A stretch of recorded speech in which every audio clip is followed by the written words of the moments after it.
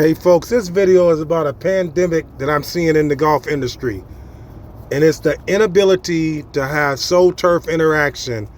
And I'm seeing so many fat shots. I mean, a tremendous amount of fat shots. Hey folks, what's going on? Atlanta Golf and Fitness. So in between lessons, I'm either working on my own game by playing a few holes, but a lot of times I'm just out on the golf course talking to members, talking to people who flew out to Atlanta and came out to play. And I'll sit on different holes and I'll just watch golf. I'll just watch players play golf. And there's a disturbing trend going on. But before we unpack this, do me a favor.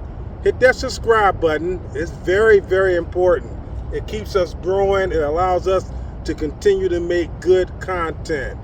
Thumbs up or thumbs down, that doesn't make a difference because that's your personal opinion and I have to respect what your opinion is. But your comments are important because your comments actually tell me more about your opinions and your views, and it helps me create content down the line. All right, Atlanta Golf and Fitness. So the disturbing trend that I'm seeing is so many players hitting just fat shots, hitting so far behind the ball. Now, we just did a video series on that, right? So it made me look at golfers, and it is a disturbing trend. I prefer if a player gonna miss a ball to miss the ball thin, because a thin shot is still gonna get toward its target and you're gonna be able to play it. A fat shot, you're gonna lose 20, 25 yards on it, turn the mud over, and you may not even get it that far, you know? And it comes from a direct lack of understanding. All right, so most amateur golfers are trying to start the golf swing. They get everything back here and they try to start the swing from the top through impact. And that is a nightmare. That is a total nightmare.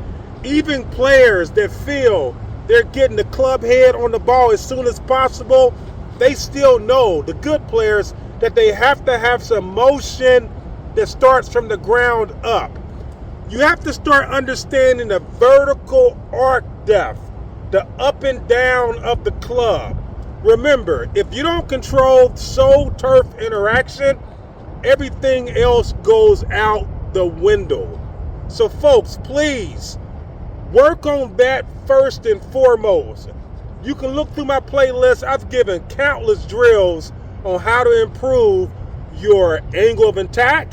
That's very important. And your soul turf interaction. I mean, it's a disturbing trend that I'm seeing with players just hitting 2, 3, 4 inches behind the ball, just turning the mud over on the ball. And that's a very, very, it's one of those things that just ruins your mood on the golf course. A thin shot, you say, okay, I missed it a little bit. A pull, you say that's a good shot because it looks good. A slice, that's another one that disturbs you a lot. Fat shots and slices, you have to get yourself out of them. Look through the playlist, folks. I got plenty of drills, plenty of content to show you how. Or you can just reach out to me at wristangles@gmail.com or 1-504-930-6190 and let me build you a plan of attack that's going to help you improve, first and foremost, your soul turf interaction. But if you think you're getting the club all the way back here and then you're starting it from a standstill, you're already in trouble. I like to tell people, think about Calvin Pete. Calvin Pete was like he was going downhill, right? Knee over toe. And overemphasize it at first.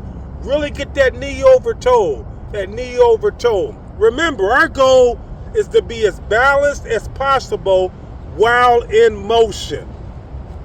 And we want to be able to play with our power angles, correct?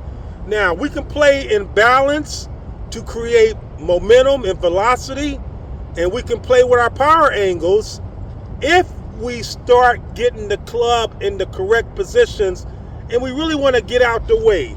If I can swing my club like this, I should be able to swing it with 2 hands like this, right? Yeah, folks, it's really disturbing. You know what? It's like a pandemic right now. It really is. It's bad. Players are hitting so much fat shots because they don't have no understanding of downswing transition.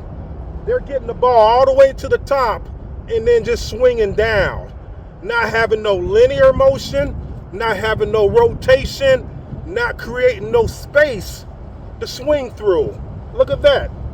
They target sidearm is stuck on the chest. Nowhere to go. Nowhere to go. Of course you're going to hit a fat shot. But if you get a little linear, a little rotation, look what happened. I created the space to swing through, folks. I'm telling you, work on this. Work on this. It's going to make a world of difference in your whole entire golf game.